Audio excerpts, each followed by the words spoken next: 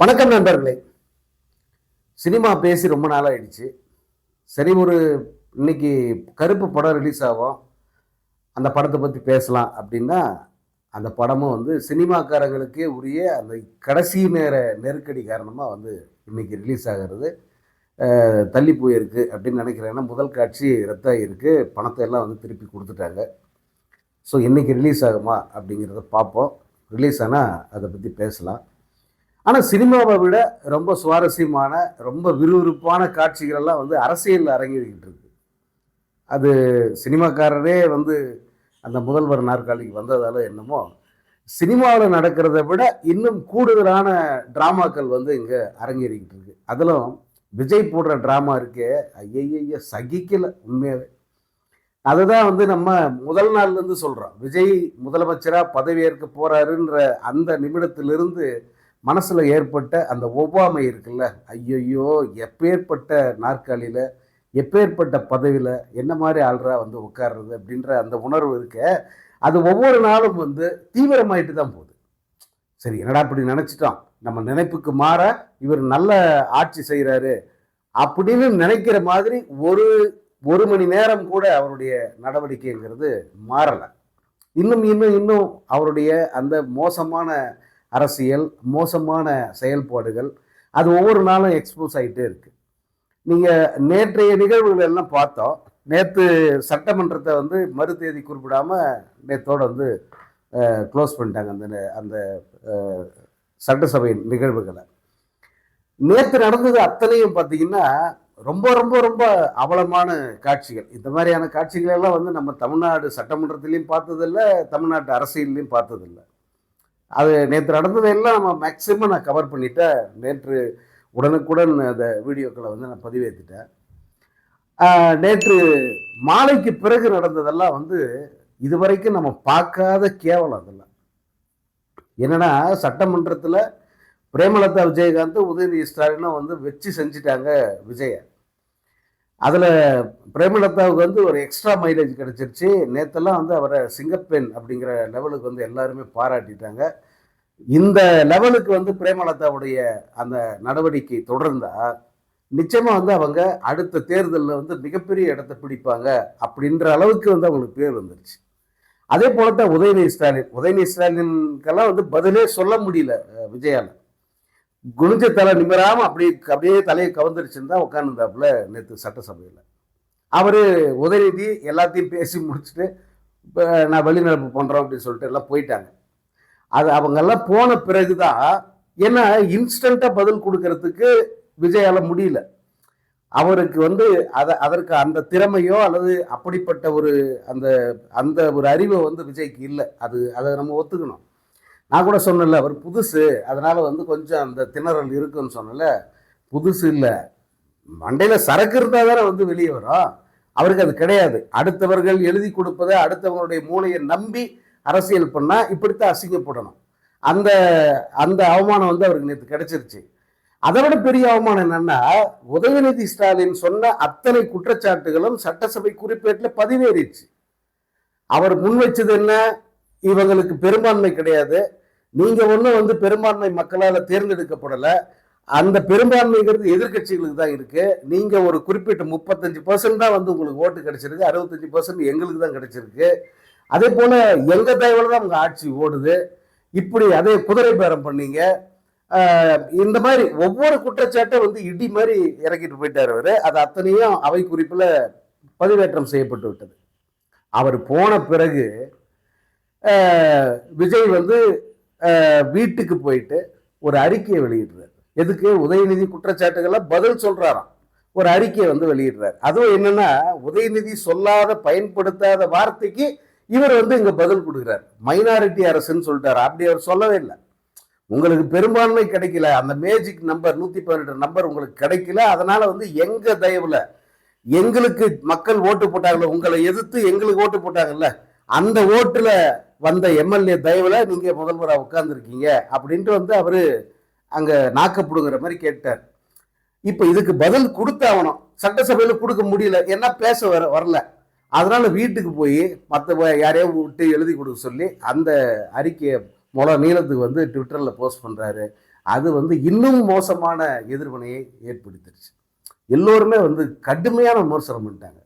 ஒரு முதலமைச்சரை பதவி ஏற்ற 4வது நாளே இப்படிப்பட்ட மோசமான விமர்சனங்களுக்கு ஒரு முதலமைச்சர் உள்ளானதெல்லாம் வந்து நான் இதுவரைக்கும் பார்க்காதது. என்னுடைய அரசியல் அறிவுக்கு எட்டி இதுவரைக்கும் எந்த முதல்வரும் முதல் ஆரம்பத்தில் வந்து அவங்க மேலே ஒரு பரிவு இருக்கும். இப்போ தானே வந்திருக்காங்க, சரி என்ன பண்ணுறாங்களா பார்ப்போம் அப்படின்னு நினைப்பாங்க இல்லையா?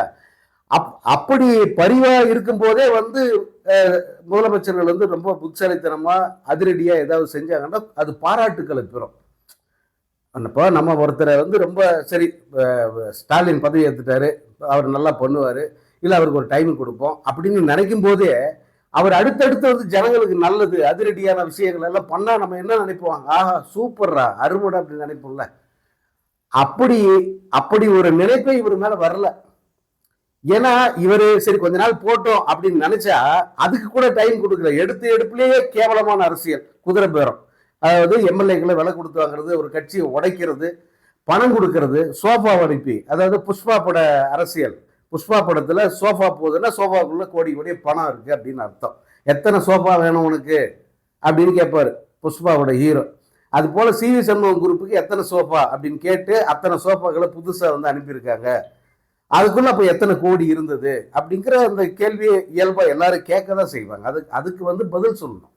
அதுக்கெல்லாம் சட்டசபையில் பதில் சொல்ல திராணி இல்லாம வீட்டுக்கு போய் அறிக்கையை எழுதி அந்த அறிக்கையில வந்து உதயநிதிக்கு பதில் சொன்னது மிகப்பெரிய ஒரு ட்ரோலா வந்து மாறிடுச்சு.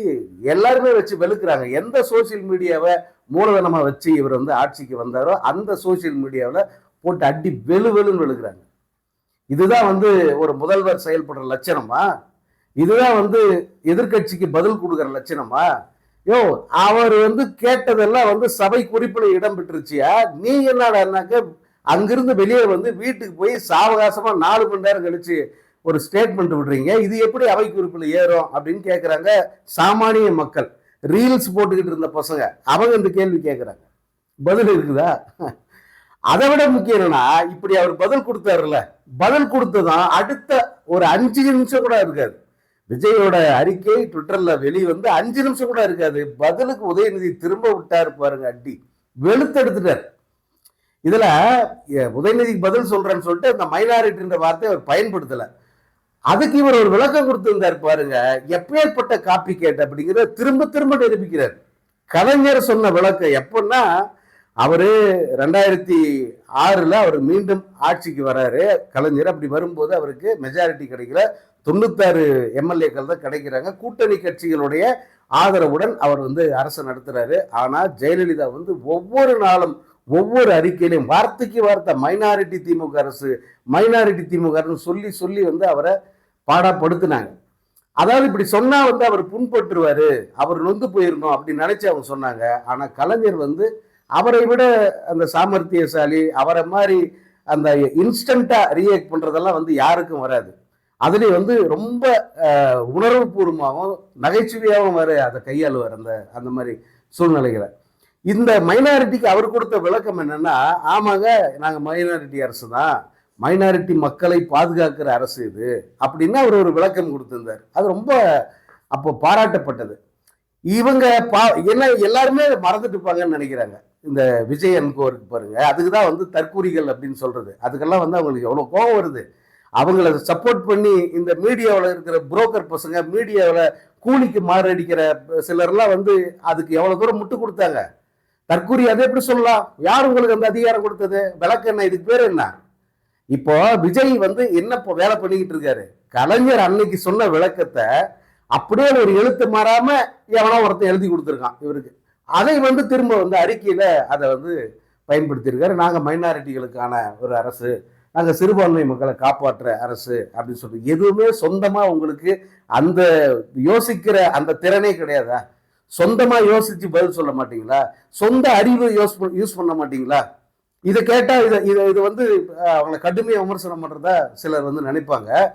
பரவாயில்ல, நினைச்சிட்டு போட்டோம், இல்ல வேற என்ன நடவடிக்கை என்ன எடுக்கட்டும். நீங்க யோசிச்சு பாருங்களா, உங்களுக்குன்னு சுயமா நீங்க எப்ப யோசிப்பீங்க?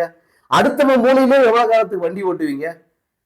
இப்போ அதுக்கு அடுத்து பாத்தீங்கன்னா எவ்வளவு பெரிய ஆபத்து பாருங்க.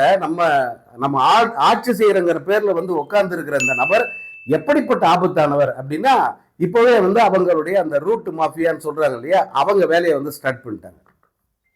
இவர் சொன்ன வாக்குறுதி எதையும் இவரால் நிறைவேற்ற முடியாது.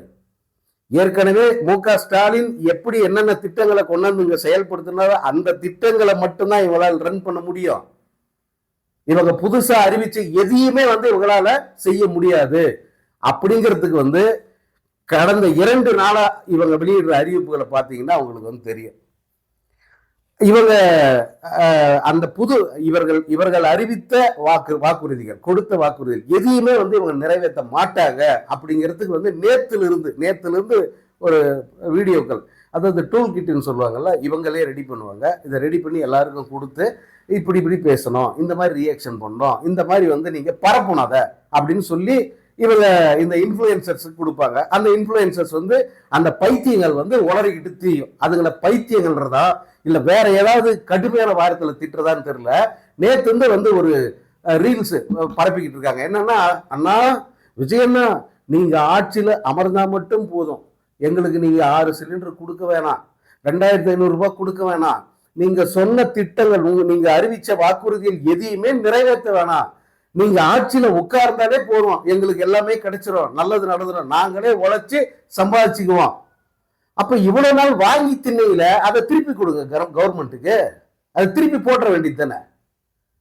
இத்தனை நாள் கொடுத்த போதெல்லாம் வாங்கி வச்சுக்கிட்டீங்கல்ல, இப்ப நீங்க எதுவுமே கொடுக்க வேணாம், நாங்களே உழைச்சி சம்பாதிச்சு எங்களை வந்து நாங்க பாத்துக்கிறோம், நீங்க ஆட்சியில் இருந்தா மட்டும் போதும். இந்த ரீல் வந்து விதவிதமான குரல்களில் விதவிதமான பெண்களை வச்சு, அதுவும் குறிப்பா வந்து சின்ன பொண்ணுங்க, எப்பேற்பட்ட ஒரு அயோக்கியத்தனதுன்னா, அந்த பொண்ணுங்க வந்து 18 வயசு கூட இருக்காது, சின்ன வயசு பொண்ணுங்க. ஆனா அவங்கள ஒரு குடும்ப தலைவிகள் மாதிரி வேஷம் போட வச்சு, அதாவது ஒரு அழுக்கு நைட்டி மேல ஒரு அழுக்கு துப்பட்டா அல்லது கலைஞ்ச தலையோட இப்படி, ஏன்னா ரொம்ப பளிச்சுன்னு சின்ன பொண்ணா தெரிஞ்சிச்சுன்னா இதுங்கெல்லாம் ஆன தற்கூறிங்கடா பைத்தியங்கடா அப்படின்னு சொல்லிட்டு கடந்து போயிடுவாங்கல்ல. அப்படி இல்லாம வந்து குடும்ப பெண்கள் இல்ல தலைவிகள் எல்லாருமே பாருங்க எங்களுக்கு எதுவும் வேணாம்னு சொல்றாங்க. அதாவது இதை பத்தி பெருசா பேசிடக்கூடாது யாரும்.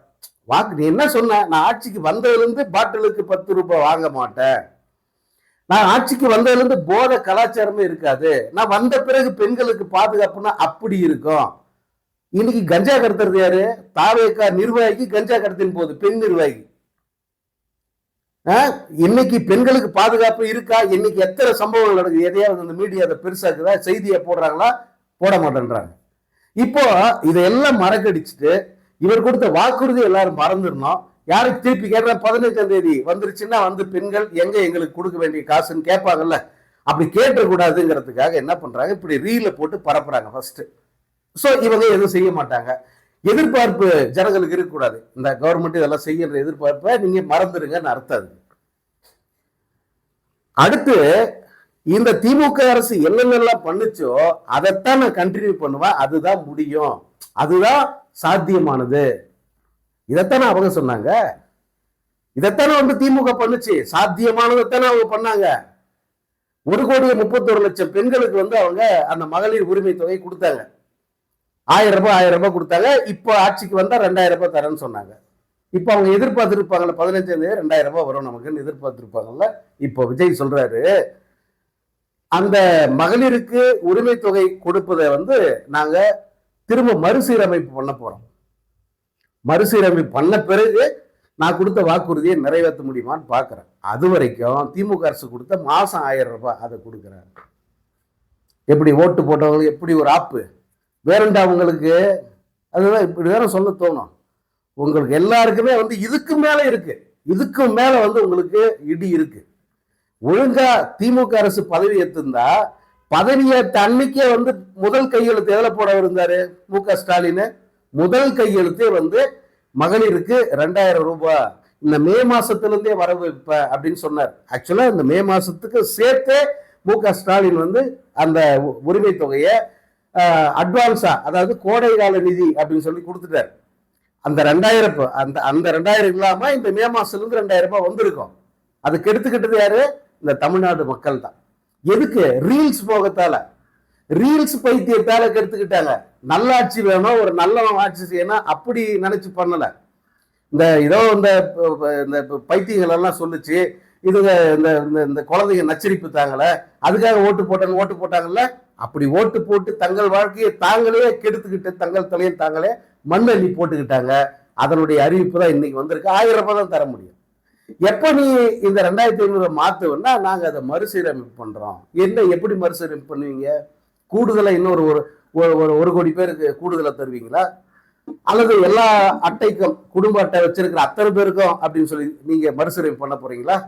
அல்லது இந்த 1,31,00,000 பெண்கள் சொல்லி இருக்க அதை இன்னும் பாதியை குறைக்க போறீங்களா? எப்படி நீங்க மறுசீரமைப்பு பண்ணுவீங்க? எதுல இதை மறுசீரமைப்பு பண்ண முடியும்?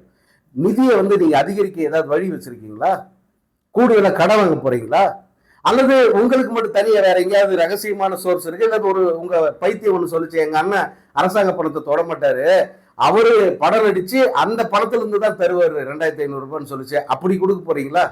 எப்படி சொல்லுங்க சிஎம் சார், விஜய் சார் கேட்பாங்கல்ல. அடுத்து இது போல இன்னும், அதாவது நான் முதல்வன், தமிழ் புதல்வன், அதே போல புதுமை பெண், இவங்களுக்கெல்லாம் அரசு கொடுத்து மாசம் மாசம் 1000 ரூபாய் கொடுத்துக்கிட்டு இருந்தாங்க இல்லையா, அந்த தொகையை நாங்க தொடருவோம். எப்படி அந்த தொகையை தொடருவோம்? வேற ஒண்ணுமே உங்களுக்கு வழி இல்லை. முக ஸ்டாலின் தான் சொன்னாரு, இதுல எதிர கை வச்சாலும் ஜனங்க கொந்தளிச்சு எழுவாங்க, எதுலையுமே உங்களால கை வைக்க முடியாது. அப்ப ஆட்சி யாரோடது? என்னோடது. நான் தான் ஆள்றேன், நான் தான் அங்க சிஎம் அப்படின்னு முதல்வராக இருக்கும்போது முக ஸ்டாலின் சொன்னார்ல ஒரு பிரச்சார கூட்டத்துல. அதுதான் உண்மையாகுது. இந்த திட்டங்கள் எதையும் உங்களால் நிறுத்த முடியாது. இந்த திட்டங்களுக்கு ஆல்டர்னேட்டிவா ஒரு திட்டத்தை உங்களால் கொண்டு வரவும் முடியாது. ஏன்னா ஆல்டர்னேட்டிவா கொண்டு வந்தா அது இன்னும் காஸ்ட்லியா போகும், அல்லது நிப்பாட்டிட்டா இங்க காரி துப்புவாங்க.